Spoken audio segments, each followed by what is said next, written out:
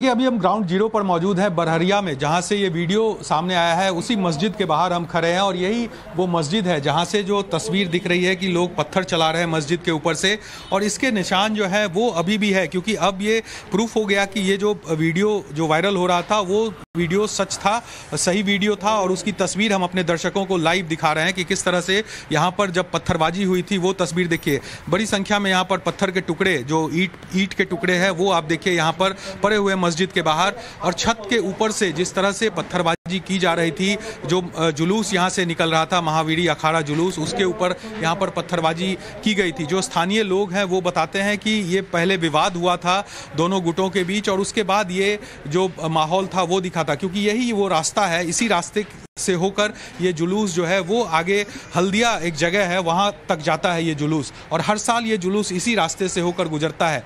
और कई बार इस तरह की झड़पें यहाँ पर दिखी थी, लेकिन कोई प्रशासन की तरफ से उस तरह की व्यवस्था यहाँ नहीं की गई थी, जिसका ये नतीजा रहा कि यहाँ पर इस तरह से जो माहौल है वो खराब हुआ, पत्थरबाजी हुई। मस्जिद के अंदर और बाहर तमाम जगहों पर पत्थर जो है, पत्थर के टुकड़े वो आप साफ तौर से देख सकते हैं। और सिर्फ मस्जिद ही नहीं, आसपास के जो ये पूरा इलाका है वहाँ भी पत्थर जो है वो काफ़ी ज़्यादा संख्या में उसके टुकड़े दिख रहे हैं। यानी कि यहाँ की जो स्थिति थी, जो तस्वीरें भी दिख रही है, जो वीडियो वायरल हुआ था सबसे पहले, कि किस तरह से यहाँ का माहौल जो था वो तनावपूर्ण था, क्योंकि पत्थरबाजी लगातार यहाँ पर हो रही थी। एक दूसरे के ऊपर पत्थर फेंके जा रहे थे, मस्जिद से भी, मस्जिद के ऊपर से पत्थरबाजी हो रही थी। और दूसरी तरफ जो यहाँ चूँकि रिहायशी इलाका है, ये आसपास जो है काफ़ी घर है, काफ़ी जनसंख्या यहाँ पर है, बावजूद इसके इस इलाके में कंजस्टेड भी है ये पूरा इलाका। यहाँ पर देखिए आप किस तरह से जो पत्थर के टुकड़े हैं घरों के दरवाजे पे, और जो घर के आगे का जो इलाका एरिया है उस पर भी आप देखिए किस तरह से पत्थर के टुकड़े यहाँ पर जो है वो गिरे हुए हैं। काफ़ी संख्या है, और आगे भी सड़क में अगर हम आगे बढ़ते जाएंगे तो यहाँ की स्थिति किस तरह से उस वक्त रही होगी जब यहाँ पर पत्थरबाजी हो रही थी, क्योंकि अभी भी ये तस्वीर आप देखिए, और सभी जो दरवाजे हैं वो बंद है, यानी कि घर से सभी लोग यहाँ से निकल गए हैं, यहाँ कोई भी मौजूद नहीं है। लेकिन हम वो तमाम तस्वीरें एक्सक्लूसिव अपने दर्शकों को टाइम्स नाउ भारत दिखा रहा है कि किस तरह से यहाँ पर जो हालात थे। ये देखिए मस्जिद के पीछे ये बाइक है, इसको भी तोड़ने की कोशिश यहाँ पर हुई है, यहाँ बाइक भी आप गिरा हुआ देख सकते हैं। और पत्थरबाजी जो हुई है वो यहाँ भी इसके निशान दिख रहे हैं, यानी कि चारों तरफ से पत्थर फेंके गए ऊपर, जो मस्जिद के ऊपर से जो कई युवा जो चढ़े हुए थे, जो तस्वीरें भी दिख रही थी कि वहाँ से वो पत्थरबाजी कर रहे थे, उसके निशान है। ये मस्जिद का ही चारों तरफ का इलाका हम अपने दर्शकों को दिखा रहे हैं, और हर तरफ आपको पत्थर ही पत्थर इस पूरे जगह पे दिखेगा। काफ़ी संख्या में चूँकि लोग यहाँ पर, उपद्रवी यहाँ पर मौजूद थे और पत्थरबाजी यहाँ पर कर रहे थे। और वो तस्वीर सबसे पहले times now Bharat ground zero से अपने दर्शकों को दिखा रहा है कि जो वीडियो वायरल हो रहा था वो वीडियो सच था, और उसी को लेकर ये तमाम चीज़ें हैं। जो सिवान के एसपी हैं उनसे भी हमने बात की है, उन्होंने कहा है कि 20 लोगों को इस मामले में गिरफ्तार किया गया है, 35 लोग नामजद हैं, और 100 अज्ञात के खिलाफ भी एफआईआर किया गया है। तो कार्रवाई जरूर यहाँ पर की जा रही है, लेकिन सवाल ये उठता है, प्रशासन पर सबसे बड़ा सवाल है कि आखिर जब इस इलाके से, चूँकि काफ़ी संकरा ये इलाका है, और यहाँ से अगर कोई जुलूस निकल रहा था तो उससे पहले उस तरह की व्यवस्था क्यों नहीं की गई, क्योंकि इससे पहले भी यहाँ पर इस तरह के हालात दिखे थे। हमारे साथ कुछ यहाँ पर प्रत्यक्षदर्शी भी मौजूद हैं जो उस समय यहाँ पर मौजूद थे। आप यहाँ पे थे उस समय? जी हम थे। क्या हुआ था? जैसे कि कहने के बाद उधर से जुलूस आया तो उधर कुछ लोग ऐसे अपने में हल्ला गुल्ली किया, और करने के बाद जैसे दबंगदर हो गया, पूरा लोग भागना शुरू कर दिया। तो भागने का नतीजा हुआ कि लोगों ने समझा कि हिंदू मुस्लिम का मार हो गया, क्योंकि यहाँ दो ही पक्ष हैं और दोनों पक्ष मिल के ही हैं।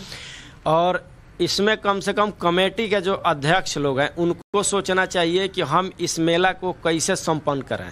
मस्जिद के ऊपर से भी पत्थरबाजी हुई थी, वो भी वीडियो सामने देखिए, वीडियो दोनों आदमी के सामने है। कहने का मतलब है हम साबित नहीं कर सकते हैं कि सिर्फ एक मुसलमानों ने चलाया है और एक हिंदुओं ने चलाया है, दोनों पक्षों ने चलाया है।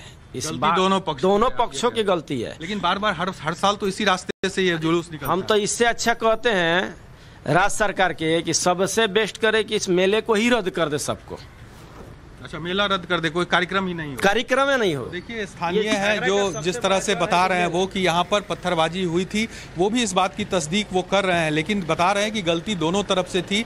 उसके बाद यहाँ पर पुलिस की बड़ी संख्या में तैनाती है, क्योंकि रैपिड एक्शन फोर्स है, बिहार पुलिस के जवान हैं, वो यहाँ पर बड़ी संख्या में तैनात है, ताकि यहाँ जो तनाव की स्थिति पैदा हुई थी उस पर कंट्रोल किया जाए। ये पूरा जो बाजार है बरहरिया का, ये पूरा बाजार का ही ये इलाका है, और ये पूरा बाजार आज बंद है, कहीं भी कोई दुकान यहाँ पर खुली हुई नहीं है, क्योंकि स्थिति काफ़ी तनावपूर्ण रही थी। और तस्वीर हम अपने दर्शकों को सबसे अधिक यहाँ पर दिखा रहे हैं कि किस तरह से अब मस्जिद के अंदर भी यहाँ से हम दिखाने की कोशिश करेंगे, पत्थरों के जो टुकड़े हैं वो मस्जिद के अंदर भी पड़े हुए हैं, यानी कि खूब यहाँ पर जो पत्थरबाजी है वो हुई है। सीसीटीवी कैमरे हालांकि यहाँ पर मस्जिद के ऊपर लगे हुए हैं, उससे भी फुटेज पुलिस खंगाल रही है कि आखिर कौन ऐसे उपद्रवी थे जो यहाँ पर इस तरह से उन्होंने पथराव किया है, और एक जो शांति का माहौल है उसे बिगाड़ने की कोशिश यहाँ पर की गई है, उसे अब जो आइडेंटिफाई कर रही है पुलिस। ये देखिए सीसीटीवी कैमरे लगे हुए हैं और इन तमाम कैमरों के जो फुटेज हैं वो खंगाले जा रहे हैं। दूसरी तरफ और एक मकान है, वहाँ भी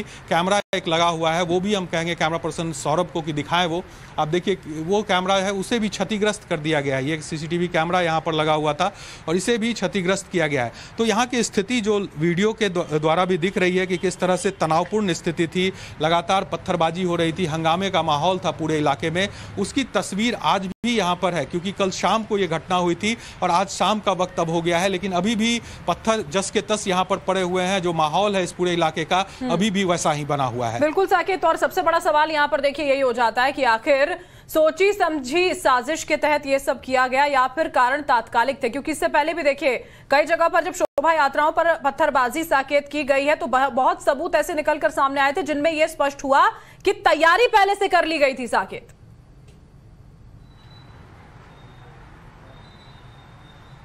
देखिए बिल्कुल इससे पहले भी जो ट्रेंड दिखा है पूरे देश भर में, जिस तरह से पत्थरबाजी होती थी उससे पहले पत्थरों का इंतजाम हो जाता था, और जब मस्जिदों से और इस तरह के जगहों से पत्थरबाजी हुई है, इससे पहले भी अलग अलग राज्यों से ये खबर आई है और बिहार में भी वही तस्वीर दिखी है। क्योंकि ये जो मस्जिद है ये 2 फ्लोर का मस्जिद है, वो हम दिखा दें आपको, और तीसरा फ्लोर इस पर बन रहा है, यानी कि निर्माणाधीन है ये तीसरा फ्लोर। तो यानी कि ऊपर बहुत से ईंट पत्थर ऑलरेडी वहाँ पर होंगे, क्योंकि ये जो मकान है तीसरा फ्लोर बन रहा है। और जब विवाद नीचे हुआ उसके बाद तमाम लोग जो है वो ऊपर गए और ऊपर से फिर पत्थरबाजी शुरू हुई। नीचे से भी जो तस्वीरें दिख रही है कि कुछ लोग पत्थर चला रहे थे। तो आप एक दूसरे पर पत्थरबाजी जिस तरह से की गई है, ये सवाल उठता है कि आखिर इस जो पत्थरबाजी है ये क्यों हुई, क्योंकि बार बार इसी इलाके में इस तरह के तनाव की स्थिति पैदा होती है। बावजूद इसके जब ये जानकारी थी कि इस इलाके से ये जो जुलूस है वो निकलेगा, तो ऐसे में व्यवस्था उस हिसाब से क्यों नहीं की गई, ये बड़ा सवाल है कि आखिर क्यों इसे होने दिया गया।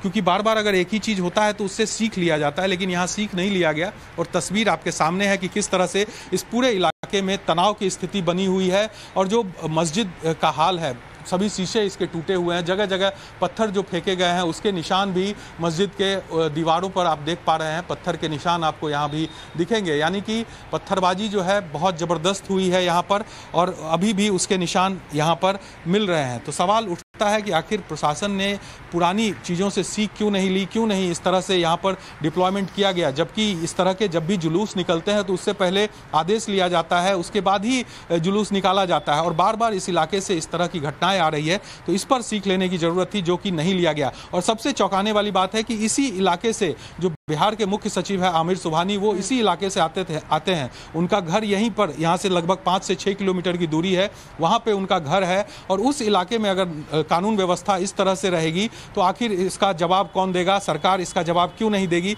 ये बड़ा सवाल है।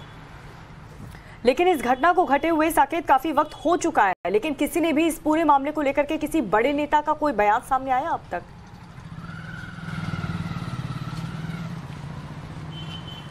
देखिए पहले तो इस बात पर जो प्रशासन के लोग थे वही कुछ नहीं बोल रहे थे, उन्होंने चुप्पी साध रखी थी। आज जाकर उन्होंने इस पर बयान दिया है। जो एडीजी मुख्यालय हैं GS गंगवार, उन्होंने भी कहा कि इस पूरे मामले पर अब पुलिस कार्रवाई कर रही है। और जो सिवान के SP हैं, उनसे भी जो बात हुई, उन्होंने भी ये बात कहा कि 20 लोगों की गिरफ्तारी हुई है, 35 लोगों को नामजद किया गया है और 100 लोग अज्ञात ऐसे हैं जिनकी अब गिरफ्तारी को लेकर काम चल रहा है। जो CCTV फुटेज सामने आए हैं उसके आधार पर उन्हें आइडेंटिफाई किया जा रहा है। लेकिन सवाल फिर से एक बार वही है कि आखिर इस तरह की घटनाएं जिस जगह बार बार होती है वहां से सीख क्यों नहीं लिया जाता है। और कानून व्यवस्था पर लगातार जिस तरह से बिहार में सवाल उठ रहे हैं, हत्याएं लगातार हो रही है, पटना सहित अलग अलग जिलों में लगातार खबरें आती है कि किस तरह से जो स्थिति है वो खराब हो रही है, बावजूद इसके प्रशासन इससे जग नहीं रहा है। दूसरी तरफ देखिए, आप मुख्यमंत्री देश में घूम रहे हैं, वहां पे सभी विपक्षी पार्टियों को एकजुट कर रहे हैं, लेकिन जमीनी बिल्कुल साकेत, अब ये देखना होगा कि आगे की कार्रवाई देखिए किस तरह से यहाँ पर की जाती है। जो कुछ होना था वो घट जरूर गया, ये एकदम स्पष्ट रहा कि प्रशासन जो है वो मुस्तैद नहीं था। बहुत बहुत शुक्रिया साकेत आपका हमारे साथ जुड़ने के लिए।